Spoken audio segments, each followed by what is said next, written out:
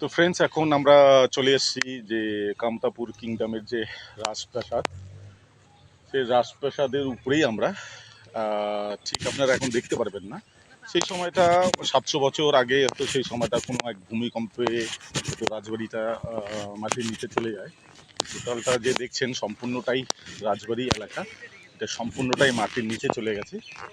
কিছু ধ্বংসাবশেষ খনন কার্য করে বের করেছে প্রশাসনের তরফ থেকে, সেটা দেখা যাচ্ছে। কিন্তু পুরো এলাকাটা জুড়েই যেটা মাটির বড় উঁচু পাহাড়ের মতো যেটা দেখা যাচ্ছে, সেটাই হচ্ছে রাজবাড়ির।